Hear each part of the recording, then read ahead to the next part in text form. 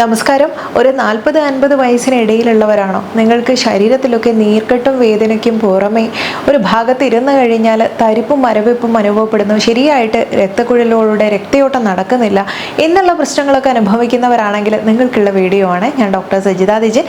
ഒരുപാടേറെ ആയുർവേദ ഔഷധ പ്രയോഗങ്ങൾ നമുക്ക് ഇത്തരം നാഡീഞരമ്പുകളെ ഉത്തേജിപ്പിക്കാനായി സഹായിക്കുന്നതുണ്ട്.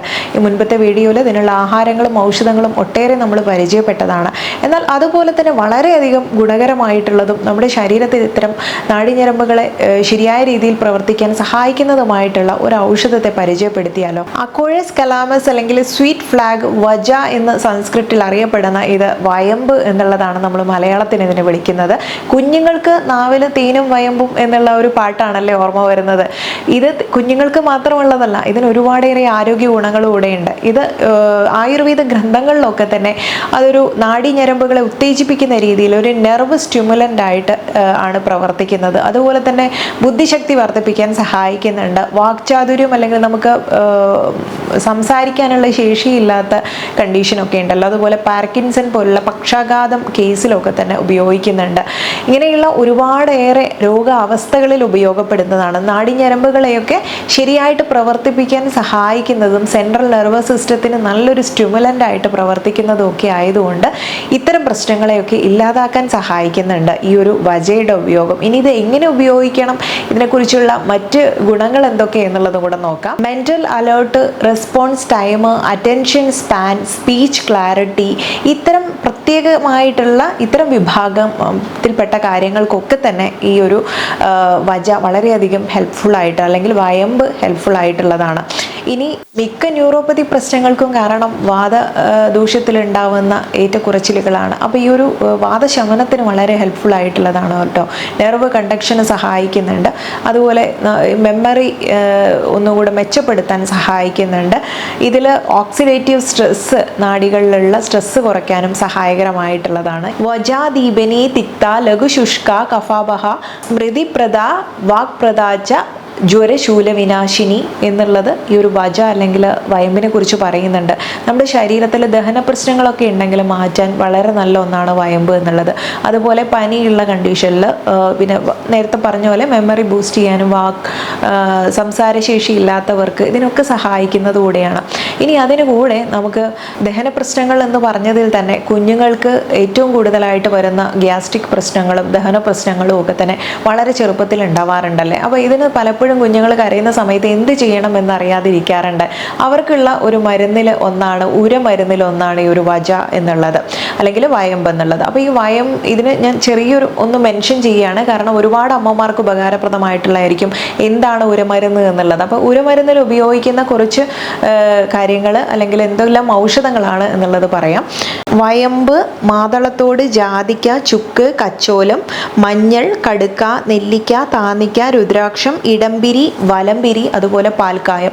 ഇത്രയും കാര്യങ്ങൾ ഉണങ്ങിയ രൂപത്തിൽ തന്നെ നമുക്ക് അങ്ങാടിക്കടയിൽ നിന്ന് വാങ്ങിക്കാൻ കിട്ടും. ഇത് നന്നായിട്ട് ചൂടുവെള്ളത്തിൽ കഴുകി വൃത്തിയാക്കി എടുത്ത് നിഴലിൽ ഉണക്കിയെടുത്തിട്ട് അല്പം വെള്ളം ചേർത്തിട്ടോ അല്ലെങ്കിൽ മുലപ്പാൽ ചേർത്തിട്ടോ ചെറുതായിട്ടൊന്ന് ജസ്റ്റ് ഒന്ന് ആ കല്ലിൽ അരച്ചെടുക്കുക, വൃത്തിയുള്ള കല്ലിൽ. അത് പാലും ചേർത്ത് മിക്സ് ചെയ്തിട്ട് കുഞ്ഞുങ്ങൾക്ക് കൊടുക്കാവുന്നതാണ്. ഇങ്ങനെ കൊടുത്തു കഴിഞ്ഞാൽ നാവിൽ തേച്ച് കൊടുക്കാവുന്നതാണ്. ഇത് വയറിന് സംബന്ധമായിട്ടുള്ള പ്രശ്നങ്ങൾ മാറ്റാൻ സഹായിക്കും. കുഞ്ഞുങ്ങൾക്ക് മാത്രമല്ല വലിയവർക്കും ഇത്തരം സാധാരണ നമ്മുടെ ഒരു മായവും കലരാത്ത ഇത്തരം ഔഷധങ്ങൾ ഈ രീതിയിൽ ഉപയോഗിക്കുന്നത് നല്ലതാണ്. മുതിർന്ന ആളുകൾക്കാണെങ്കിൽ ഇത് തേനും ചേർത്ത് കഴിക്കാവുന്നതാണ്. ഇത് നമുക്ക് ദഹന പ്രശ്നങ്ങൾ മാറ്റിക്കഴിഞ്ഞാൽ തന്നെ ഒരുപാടേറെ ആരോഗ്യ പ്രശ്നങ്ങൾക്ക് നല്ലൊരു സുഗമമായിട്ടുള്ള പ്രവർത്തനത്തിന് ആ ആരോഗ്യ പ്രശ്നങ്ങളെയൊക്കെ മാറ്റാനും കൂടെ സഹായിക്കുന്നതാണിത്. അൽഷിമേഴ്സ്, പാർക്കിൻസൺസ് ഡിസീസ് തുടങ്ങിയിട്ടുള്ള ഇത്തരം അസുഖങ്ങളിലൊക്കെ തന്നെ നമ്മൾ ഈ ഒരു വജ ചൂർണങ്ങളൊക്കെ ഉപയോഗിക്കുന്നുണ്ട്.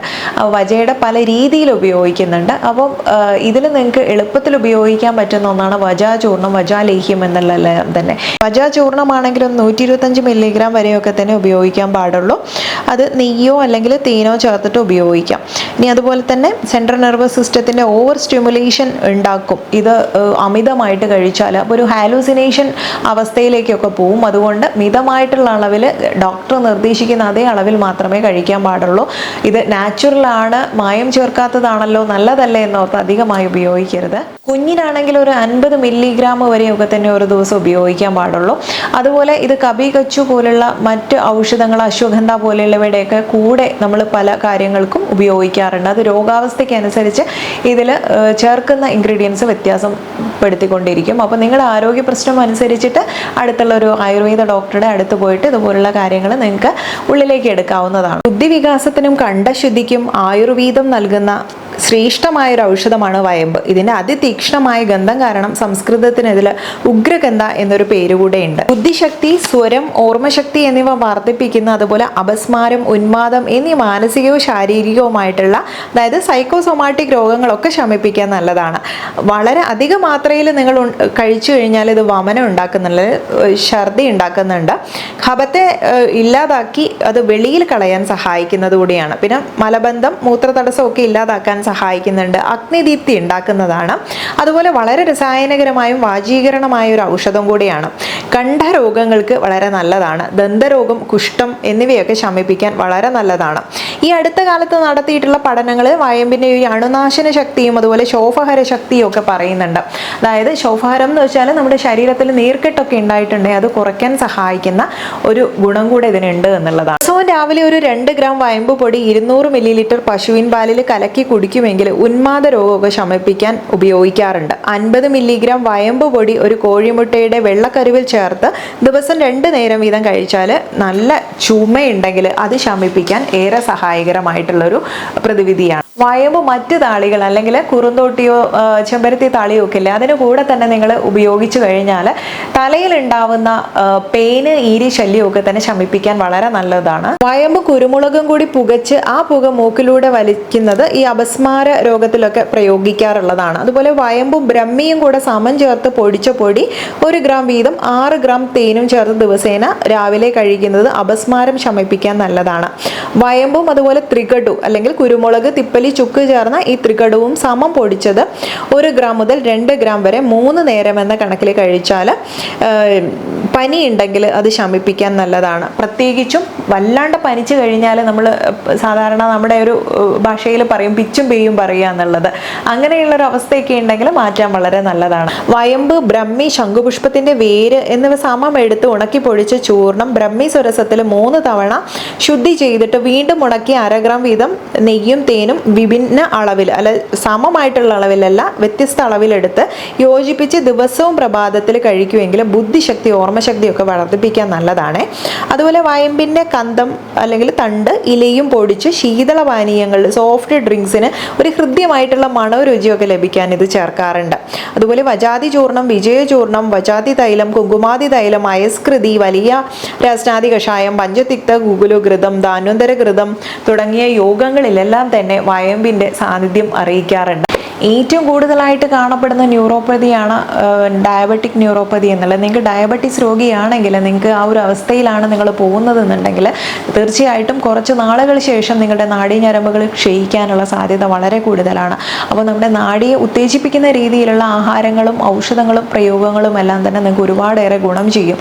ഇത് നശിച്ചു പോയ ഞരമ്പുകളെ വീണ്ടെടുക്കാൻ സഹായിക്കുന്ന കാര്യങ്ങളാണ്. അതിന് മുൻപ് നമ്മൾ പറഞ്ഞതുപോലെ വാദശമനത്തിനായിട്ട് നിങ്ങൾക്ക് കുറുന്തോട്ടി പാൽ കഷായം പോലെ വെച്ച് കഴിക്കുന്നതോ അല്ലെങ്കിൽ അശ്വഗന്ധ, ശതാവരി തുടങ്ങിയിട്ടുള്ള കാര്യങ്ങൾ ഉപയോഗിക്കുന്നതൊക്കെ പറഞ്ഞിട്ടുണ്ടായിരുന്നു. വീഡിയോയുടെ ലിങ്ക് ഡിസ്ക്രിപ്ഷനിൽ കൊടുക്കാം കേട്ടോ. ഇത്തരം കാര്യങ്ങളെല്ലാം ശരീരത്തിന് ഉള്ളിലേക്ക് എടുക്കുന്നത് നിങ്ങൾക്ക് ഇതുപോലുള്ള നാഡീഞരമ്പുകളെ ഉത്തേജിപ്പിക്കാൻ സഹായിക്കുന്നുണ്ട്. അതുപോലെ നിങ്ങൾ കഴിക്കേണ്ട ആഹാരങ്ങൾ എന്തൊക്കെയാണ് എന്നുള്ളതും വീഡിയോയിൽ സൂചിപ്പിച്ചിരിക്കുന്നു. ഇതൊന്നും മിസ്സായി പോകരുത്. വളരെ ഇമ്പോർട്ടൻ്റ് ആയിട്ടുള്ള ഇൻഫർമേഷൻ ആയിരിക്കും. കാരണം ഒത്തിരി ആളുകൾ ഇത്തരം പെരിഫറൽ ന്യൂറോപ്പതി അല്ലെങ്കിൽ ഇത്തരം കൈകാൽ തരിപ്പ്, മരവിപ്പ് എന്നുള്ള പ്രശ്നം അനുഭവിക്കുന്നവരുണ്ട്.